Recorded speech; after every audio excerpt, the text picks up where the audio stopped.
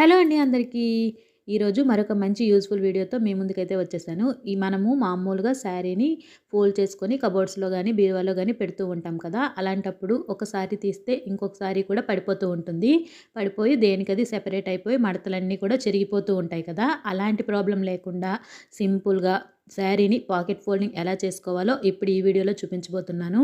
ఈ pocket folding వల్ల శారీ కింద పడిపోయినా కూడా ఫోల్డింగ్ అయితే అస్సలు ఊడదండి. మనము పెట్టిన ఫోల్డింగ్ ఎలాగో అలాగే ఉంటుంది. అలాగే అందులో బ్లౌజ్ కూడా మనము చక్కగా సెట్ చేసేసుకోవచ్చు.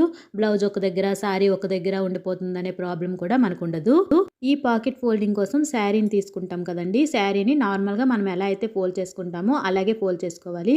ఇంకా చివరి ఫోల్డింగ్ దగ్గరికి వచ్చేసరికి ముందైతే ఒకవైపు నుంచి ఫోల్డ్ చేసుకొని, ఇంకోవైపు ఫోల్డింగ్‌ని ఆ లోపలికి ఇలా పాకెట్ టైప్‌లో మనము ఫోల్డ్ చేసుకోవాలనమాట. నేను చెప్పడం కంటే వీడియోలో చూస్తే మీకు క్లియర్‌గా అర్థమవుతుంది. అందుకనే చాలా దగ్గర నుంచి వీడియో అయితే చూపించాను.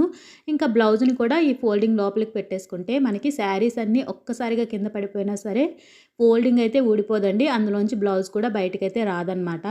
చాలా యూజ్‌ఫుల్ అవుతుంది ఆడవాళ్ళందరికీ కూడా. ఫోల్డింగ్స్ పెట్టలేక ఇబ్బంది పడుతున్న వాళ్ళు ఇలా ఒక్కసారి ట్రై చేశారనుకోండి మళ్ళీ మళ్ళీ ఇలాగే ఫోల్డ్ చేసి పెట్టుకుంటారు. ఎన్ని రోజులైనా సరే ఫోల్డింగ్ అస్సలు ఊడిపోదు.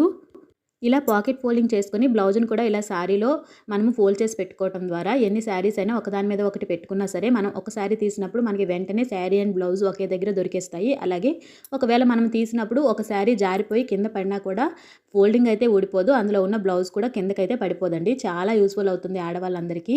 చీరలు మడత పెట్టి విసిగిపోయి ఉన్న వాళ్ళకైతే చాలా బాగా యూజ్ అవుతుంది. ఒక్కసారి ట్రై చేసి చూడండి. ఎలా వచ్చిందనేది ఖచ్చితంగా కామెంట్ చేయండి. ఈ టిప్ మీ ఫ్రెండ్స్ అండ్ ఫ్యామిలీకి ఎవరికైనా యూజ్‌ఫుల్ అవుతుంది అంటే వాళ్ళకి షేర్ చేయండి. వీడియో నచ్చితే లైక్ చేసి ఛానల్‌ని సబ్స్క్రైబ్ చేసుకోండి.